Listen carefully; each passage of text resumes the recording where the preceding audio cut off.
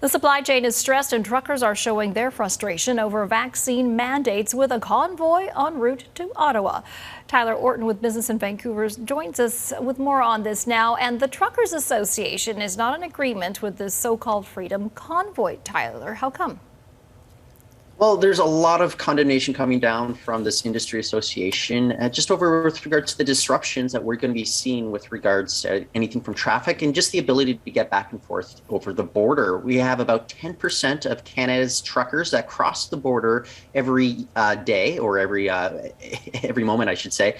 And those folks are not vaccinated, and that's going to cause further supply chain disruptions, and that could be borne by consumer costs that will be going up, unfortunately, as well, if you just have 10% of all that traffic being disrupted moving forward. There's been plenty of notice with regards to that, but the fact of the matter, with fewer people crossing the border, we could have fewer items stocked on shelves, and that could be hitting people in the wallet. So it's something that we should be watching out for, especially as many consumers right now are dealing with the impacts of inflation, as we talked about 4.8% reported last week. This could worsen that as well as we wait for goods. Okay, so we keep hearing that everyone is online shopping. I'm sure you've been doing some of that. Who hasn't really?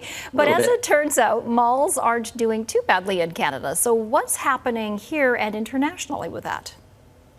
Well, it's very interesting because if you look at countries like the United States or United Kingdom, they're sitting for some of their largest, most well-established malls. It could be around 30% occupancy levels, where in Canada, we're looking at 85 to 90% occupancy levels. And one of the biggest difference, though, is those other countries may have just been overbuilding for decades, too many malls. And when you have the pandemic hit and people make this major shift over to online shopping, well, they're just overburdened. They aren't able to sustain that anymore. Whereas Canada, maybe a little bit less of the malls proliferating everywhere that you go. Now, meanwhile, it's actually luxury brands that seem to be doing the best. This is according, I should say, this is all according to Cadillac Fairview executive who is speaking at the Consumer Real Estate Canada event over the past few days.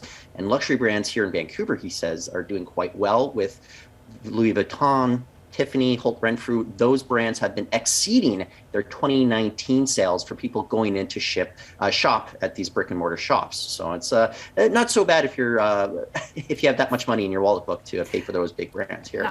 I guess so. Maybe we're just all mall rats at the end of the day, and we like to go hang out at the mall. It gets cold around here, right? You need to go somewhere to walk around. Thanks so much, Tyler. That's Tyler Orton from Business in Vancouver joining us.